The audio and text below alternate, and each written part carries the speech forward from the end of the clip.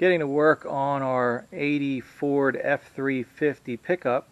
I've started doing a little bit of work to it in between downtime on working on the Monte Carlo, taking some trim off and whatnots like that on it. So I've worked on the fender, getting some of the trim pieces off. I took the cowl grate out because I need to check for a leak around the windshield, so that out of the way will make it easier. But one of the things I wanted to show you was, if you look back through my videos, I have a video called Rusty Jones. It talks about the aftermarket undercoating systems that were very popular during the late 70s and 80s. And this truck here, being as it was a northern truck, received a undercoating service, and I have to say this is a big contrast between what was done in that other video, in my Rusty Jones video, and how this truck was undercoated. I don't know how well it's going to show up on the video, but if you look underneath this hood, the hood looks like it's really dirty, or really got a lot of grease and dirt and everything on it. Well, that's not grease and dirt. That is the undercoating system, where here you can see it's kind of cracked and dried some, where you can see the original paint of the hood under there. But this truck was coated so well, and I think that's why it survived as well as it had been from being a Western Pennsylvania, Northern Ohio vehicle. But all underneath in the engine compartment, you can see the undercoating on everything.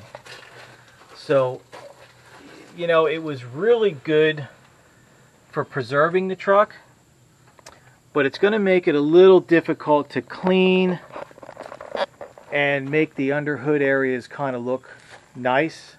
I'm going to pressure wash this engine compartment out in the engines before I get working on this here.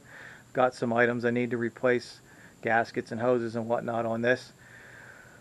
But the idea was, you know, to clean everything up and detail the engine compartment out and make it look nice. But with all this undercoating on there, it's going to be really difficult to get it to look, you know, really, really nice. I can clean it and get it clean so it'll look clean, but it won't be, you know, it won't have a nice finish to it, as opposed to where if I scuffed everything and shot it with some flat black or some black engine compartment paint, or tried to rematch the exterior paint under the hood or whatnot. It's just never going to look that good. But we'll clean it up and we'll get everything looking clean, and get some gaskets replaced so that the engine leaks are stopped, and we get some new hoses on it so that we're not going to have any issues down the road with reliability on this one.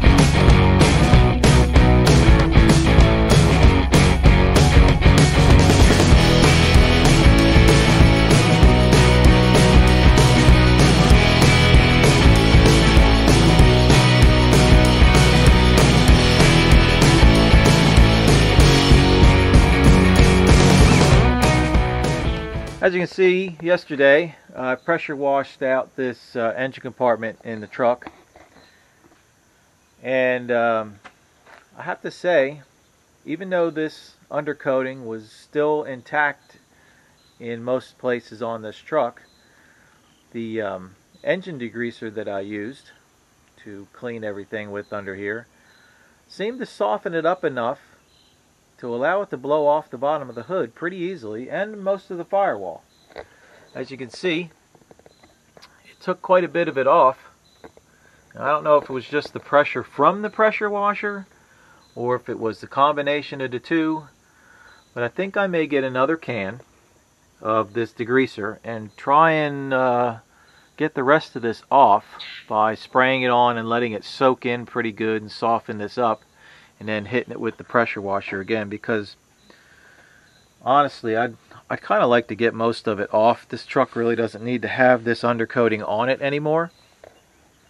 So being able to get this removed from under the hood is going to make the under hood area look that much cleaner. It'll match up with the paint that's on the outside of the truck, so it'll look more factory original rather than having the undercoating everywhere. So I'm going to go ahead and do that probably after I do some of the repairs to the engine. Just going to replace some hoses, power steering hoses, radiator hoses, heater hoses. Got some valve cover gaskets that need to go on. Exhaust manifold needs to be replaced on the right side. So we got a few mechanical items to take care of under the hood, and then we'll finish up with getting the trim removed off the truck. We're going to take out all the grill assembly bumpers, get all the side trim off, take the mirrors off, get the running boards off, and basically get the truck ready to start doing the body work on it.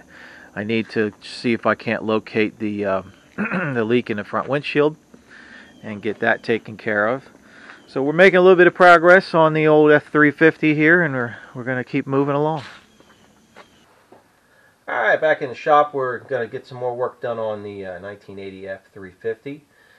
Some of the things that I've decided to take care of first on this are mechanical items, just mainly just some things that safety related and or maintenance, hoses, checking belts. I did yesterday, I did a set of valve cover gaskets on it because the valve covers were leaking oil pretty bad. I've previously pressure washed all underneath the engine compartment to get things cleaned up. One of the bigger items I have to replace is this right side exhaust manifold. It has a crack in it and it's leaking pretty bad. So in order to make that easier on myself, I'm going to end up clearing out this area over here and probably dropping the inner fender well out so I can access the manifold easily through the wheel opening over here on the side. And if you can see in the video, this truck when it was purchased to carry a slide-in camper on the back, which is what these brackets here are for. And it was also set up with, I think it had a set of dual batteries in it at one time. It has an isolator here for the batteries. So there's a lot of extra wiring that was associated with the camper aspect of it itself. We're going to go through and clean up all of that and remove it because the truck is not going to see any more use as a camper hauler. It's just going to be a truck to use locally where the gentleman that owns it lives, and for him to admire once again, as this was his father's truck that he had bought new. So we'll get everything cleaned up here, get this fender well out of the way, and get started on the exhaust manifold. I probably won't videotape the whole process, but maybe stop in between once I get the fender well out so you can see in there what I got to work on, and show you the end product once I get everything fixed. So I'm going to get to work on this and try and get some more things accomplished on this truck. I know the owner's been patiently waiting to see some progress done, so let's get some stuff done.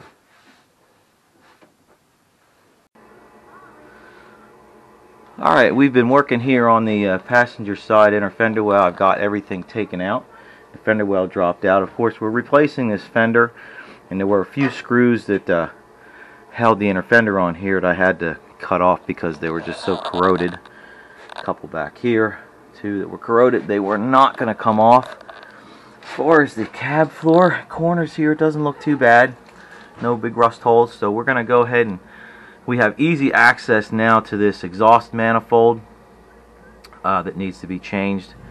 It's got a crack in it and it's got a really bad exhaust leak, so I'm going to go ahead and get that changed out and bring you back after that's done.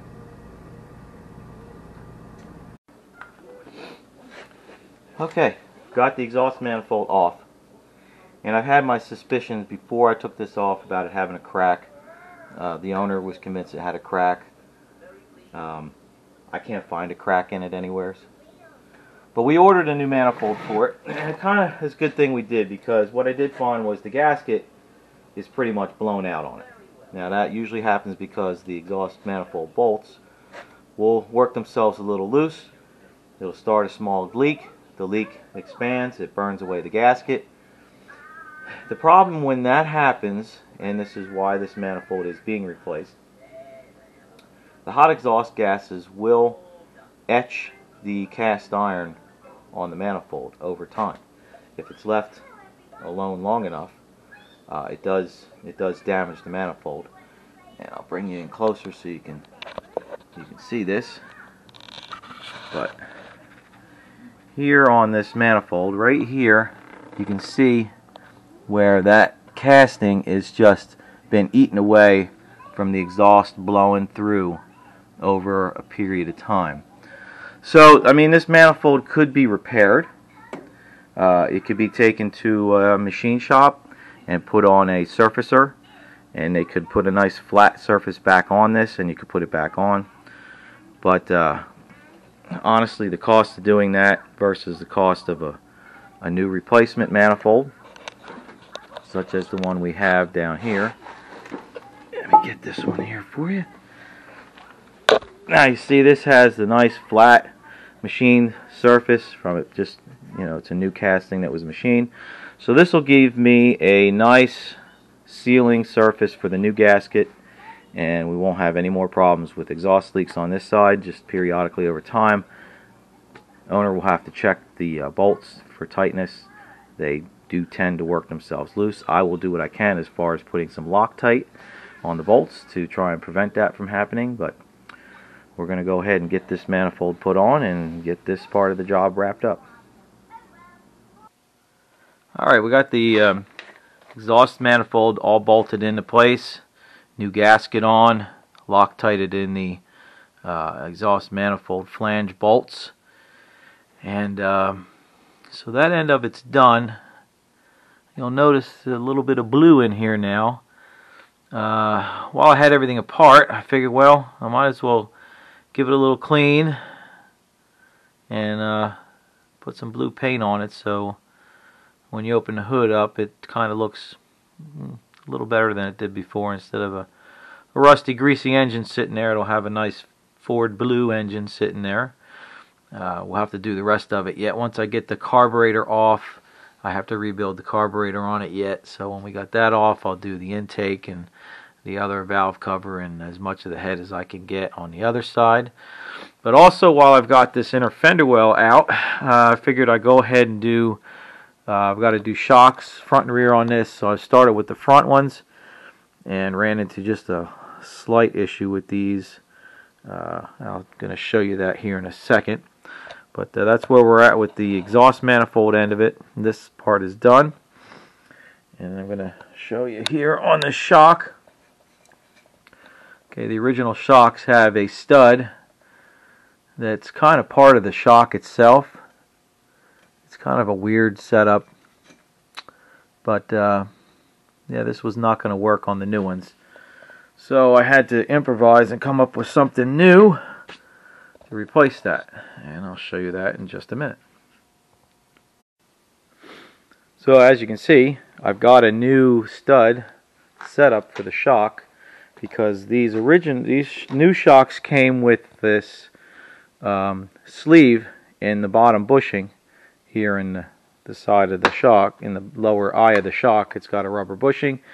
It had this sleeve was installed in it in the center. You would use a bolt or whatever, put it on a stud to install the shock, but that obviously was not going to work because the original studs that the shocks were mounted for would not, you can't get them apart for one thing, and they were not going to fit in those. I found these, I can't remember what it is exactly. I got these off, I think they came off of a GM vehicle some sort, but anyhow, it's a stud for a shock, and it's got a sleeved end on it where it goes through the rubber bushing on the bottom eye of the shock, and then it's got a nice long stud, so you've got some adjustability there. It can fit many different applications. So I managed to make those work. I got these sleeves, the new sleeves, out of the bushings, got these pressed in, and we'll go ahead and get those installed on the truck, and then the front shocks will be completed off. Alright, just bring up the date on where we're at with the F350 project. We've got the front shocks on. both sides. I had to modify the lower mounts on the shocks to get them on this truck and use some different lower shock mounts that I had here at the shop, but also replaced both of the power steering lines because it had a power steering leak. I'm hoping the lines take care of that problem and it's not the pump itself. If it is, then we'll have to get a replacement pump or a seal kit for it. And while I was monkeying around with the pump, I decided I would just go ahead and take it off the engine so I could get in here and spray some more of the engine with some nice Ford blue paint, make it look a little better. So we got some of that done, and I've got the carburetor off right now, and I'm getting ready to take that apart so that we can go through it and get it cleaned up and put new accelerator pump and whatnot in it, make sure it's functioning the way it should be, because it was giving me some problems the last time I went to start the truck. It just it was time for a rebuild, so we're gonna go ahead and rebuild the carburetor on it. And I put the lower radiator hose on that I had, and I think after that I'm just gonna clean up some of this wiring. I'll leave the inner fender wells out. I'll figure out a way to mount the battery on the other side so I can get the truck moving again. And that'll be it for this segment of it after the carb is done. And it'll be time to order in some more parts and move on to some other things with this truck.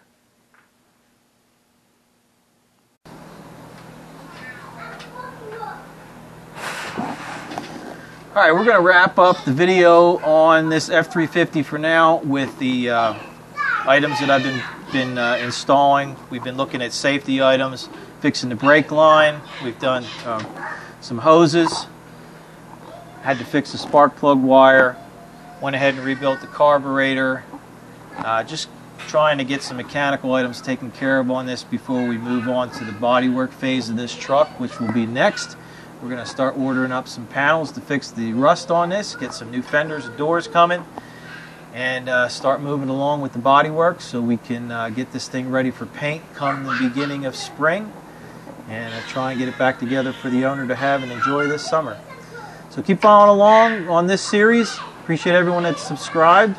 If you haven't subscribed yet and you've been watching this series on this, please do so. I really need my subscribers to start moving up again. And if you're watching the videos, please try and watch them all the way through, which that helps me out with my watch hours, which is another thing that YouTube looks at as far as allowing me to do more and more things on YouTube, like even have some live streams, which is a good possibility of me doing in the future of some things I'm doing. So we're gonna end this here. Again, hit the like button, share the videos, leave me some comments. If there's anything else you want to see, let me know how you like this series that I'm going on with, and we're going to move on to some other projects. We got to get back on Project Zombie, and we're going to get the Mercedes back in and start back on the rust repairs on that car. So until then, I'll see you again.